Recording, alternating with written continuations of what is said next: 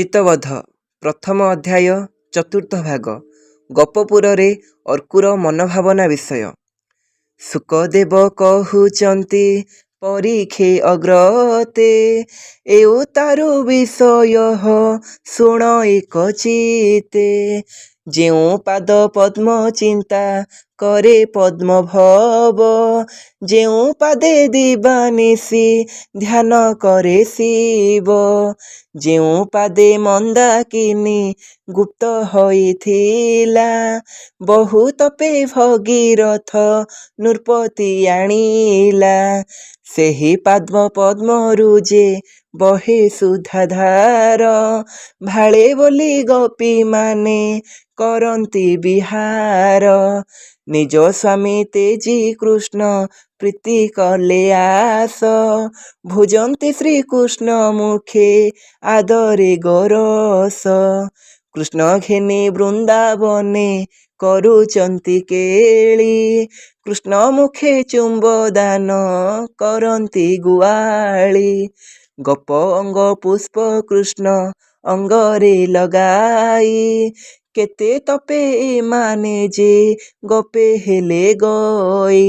କୃଷ୍ଣ ଅଙ୍ଗେ ଲାଗିଥିଲା ଗୋପୀଙ୍କ ସିନ୍ଦୂର, ନୀଳ ନଭେ ବାଳ ଭାନୁ ଉଦୟ ପ୍ରକାର। ଗୋପୀଙ୍କ ଗଣ୍ଡରେ କୃଷ୍ଣ ଭାଲରୁ କସ୍ତୁରୀ, ଲାଗିଥିଲେ ଦିଶୁଥିବ ଏମନ୍ତ କସ୍ତୁରୀ। ସୂର୍ଯ୍ୟମୁଖୀ ଫୁଲରୁ କି କଳା ସଟପଦ, ପାନ କରୁଅଛି ମଧୁ ହଇଣ ଆନନ୍ଦ। କୃଷ୍ଣ ମୁଖରୁ ତାମ୍ବୁଳ ଗୋପୀ ମୁଖେ ନେଇ, ସୁରତିର ସରେ ପ୍ରେମେ ହେଉଥିବେ ମୋହି। ସର୍ବଗୋପୀ ନବଯୁବା ଲକ୍ଷ୍ମୀ ଅଂଶେ ଜାତ, ତେଣୁ କରି ବଶ କଲେ ବ୍ରହ୍ମାଣ୍ଡର ନାଥ। ତେଣୁ କରି ଗୋପୀମାନେ କୃଷ୍ଣର ବିଶ୍ୱାସ, କରିଛି ଅଚ୍ୟୁତ ଦାସ କୃଷ୍ଣ ପଦ୍ମେ ଆସ। ହରିବଂଶ ବାଣୀ ଏ ଯେ ଅପୂର୍ବ କାହାଣୀ, ଚିତ୍ତବଧ କରେ ନରେ ଚିତ୍ତବଧ ଶୁଣି। ବାଛି କେତ ଗୋଟି ଭାବ କଲି ଗ୍ରନ୍ଥସାର, ସୁଦୟ କରିଲେ ମତେ ଯହୁଁ ଚକ୍ରଧର। କଣ୍ଠେ ବସି ପଦ ମତେ ଯହୁଁ ଦେଲେ କହି, ତେଣୁ କରି ଚିତ୍ତବଧ ଗୀତ କଲି ମୁହିଁ। ଶୁକପତ ବୋଲନ୍ତି ହେ ଶୁଣ ପରୀକ୍ଷିତ, ଭକତ ବତ୍ସଳ ଯେଣୁ ପ୍ରଭୁ ଜଗନ୍ନାଥ। ଅର୍କୁର ଚିଟାଉ ଧରି ଗୋପକୁ ଅଇଲା, ଶ୍ରୀକୃଷ୍ଣର ପାଦ ପଦ୍ମ ନୟନେ ଦେଖିଲା।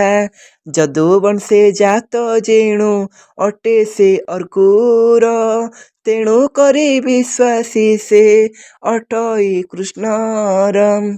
କୃଷ୍ଣରେ ଅର୍କୁର ଭାବ ଭରେ ଧ୍ୟାନ କରି, ବୋଇଲା ମୋ ଭାଗ୍ୟ ଥିଲା ଦେଖିଲି ଏ ପୁରୀ। କଂସ ରାଜା ଦୂତପଣେ ନ ପେଶିଲେ ମତେ, ଗୋପୀଙ୍କର ଭାବ କାହିଁ ଦେଖନ୍ତି ମୁଁ ନେତ୍ରେ। ଧନ୍ୟ ମୋ ନୟନ ଆଜ କୃଷ୍ଣଙ୍କୁ ଦେଖିଲା, କୋଟି ଜନ୍ମର ପାତକ ଅଙ୍ଗୁ କ୍ଷୟ ହେଲା।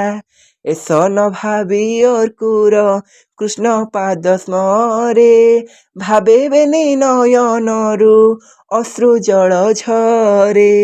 ଧୀର ଧୀର କରି ରହୁ ବରଷେ ବାହିଲା, ନନ୍ଦ ସିଂହ ଦ୍ୱାରେ ଯାଇ ପ୍ରବେଶ ହୋଇଲା। ଅର୍କୁରକୁ ଦେଖି ଦ୍ୱାର ପାଳିଲ ଭିତ୍ରାସ, ଭୟରେ ନ ଗଲେ କେହି ତାହାଙ୍କର ପାଶ। ଦୂରେ ଥାଇ ଦ୍ୱାର ପାଳେ ବୋଲନ୍ତି ବଚନ, କେଉଁ ଦେଶୁ ଆସିଲ ହେ ଯିବ କେଉଁ ସ୍ଥାନ। କେଉଁ ଦେଶ ନୃପତିର ଅଟ ତୁମ୍ଭେ ଚର, କେଉଁ କାର୍ଯ୍ୟେ ଅବା ଆସି ଅଛ ଗୋପପୁର। କେ ତୁମ୍ଭର ମାତା ପିତା କହ ସତ୍ୟ କରି, କେଉଁ କୁଳ ଗୋତ୍ରେ ଜନ୍ମ ଅଟଇ ତୁମ୍ଭରି। କିବା ବାଟ ବଣା ହୋଇ ଗୋପକୁ ଆସିଲ, ରାମକୃଷ୍ଣଙ୍କୁ ଦେଖିବା ପାଇଁ କି ଭାବିଲ। ଶୁଣି ନାହିଁ କିଏ ଗପେ ଛନ୍ତି ହଳଧାରୀ, ଶୁଣି ନାହଁ କିବା ଗପେ କୃଷ୍ଣ ଅବତରୀ। ଶୁଣି ନାହଁ କିବା କଂସ ପେଶେ ଯେତେ ଜାର, ସମସ୍ତଙ୍କୁ ବିନାଶିଲେ କୃଷ୍ଣ ହଳଧର। ସମସ୍ତେ ହାରିଲେ ପ୍ରାଣ ବାରତା ଦେବାକୁ, କେହି ନ ଫେରିଲେ ଜଣେ ମଧୁନଗରକୁ। ଜନମ ଦିନରୁ 8 ବରଷ ପ୍ରମାଣେ, ପାଳିଲେ ଗୋପପୁରକୁ ଶ୍ରୀକୃଷ୍ଣ ଆପଣେ। ଯେତକ ଅସୁର କୃଷ୍ଣ ହସ୍ତେ ଗଲେ ନାଶ, ଏବେ ତାଙ୍କ ଭାଗ୍ୟେ ପଡ଼ିଅଛି ରାଜା କଂସ। ଏଣିକି ପାଳିବେ 10 ବର୍ଷ ହଳଧର, ନାହିଁ ତାହାଙ୍କ ଠାରେ ଭଲ ମନ୍ଦର ବିଚାର। ଶୁଣନ୍ତେ ଅର୍କୁର ମନେ ଭୟ ଗଲା ତାର, ବିଚାରଇ ହଳଧର ରୁଦ୍ର ଅବତାର।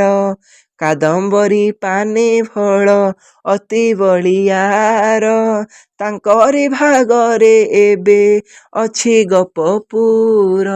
ଭଲ ବା ମନ୍ଦେ ଯେବେ ଆସେ ଦୂତପଣେ, ନିଶ୍ଚେ ହଳଧର ତାକୁ ନାସିବେ ପରାଣେ।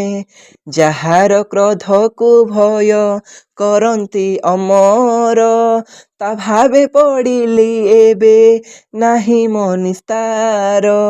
ଶ୍ରୀହରି ସେବକ ଏତ ନ କହନ୍ତି ମିଛ, ନିଶ୍ଚେ ମାରିବେ ଶ୍ରୀକୃଷ୍ଣ ଉଗ୍ରସେନ ବଂଶ।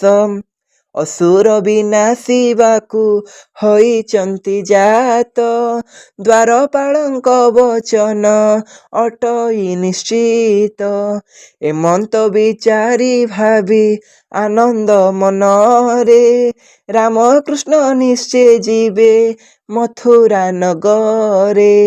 ପୁଣି ବୋଲେ ଆହେ ନନ୍ଦ ଦ୍ୱାରପାଳ ଶୁଣ, କହୁଅଛୁ ଆମ୍ଭ ଆଗ ମନର କାରଣ। କଂସ ଶ୍ରୀମୁଖ ଚିଟାଉ ଆମ୍ଭେ ଅଛୁ ଆଣି, ଧନୁ ଉତ୍ସବ କରୁଛି ସେହି ବୀରମଣି। ଦଧି ଦୁଗ୍ଧ ଘୃତ ସର ସତେ ଭାର ଧରି, ରାମକୃଷ୍ଣ ବେନି ଭାଇ ଯିବେ ମଧୁପୁରୀ। 9 ଦିନେ ରହି ତନୁ ଉତ୍ସବ ଦେଖିବେ, ଶାଢ଼ୀ ସୁନା ବଳା ରାଜା ଉପହାର ଦେବେ। ସହଧର ଭଣଜା ଯେ ତାର ରାମ ହରି, ନେତ୍ର ପୁରାଇ ଦେଖିବ କଂସ ଦଣ୍ଡଧାରୀ। ବେଗେ ଯାଇ ନନ୍ଦ ଆଗେ କୁହ ଏ ସନ୍ଦେଶ, ଶୁଣି ଦ୍ୱାରପାଳଙ୍କର ଉଡ଼ିଲା ସାହସ।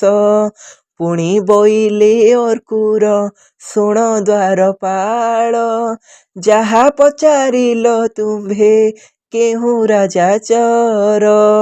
କଂସ ରାଜା ଚାର ମୁହିଁ ସଫଳାର ସୁତ, ଅର୍କୁର ନାମ ମୋହର ଯଦୁବଂଶେ ଜାତ।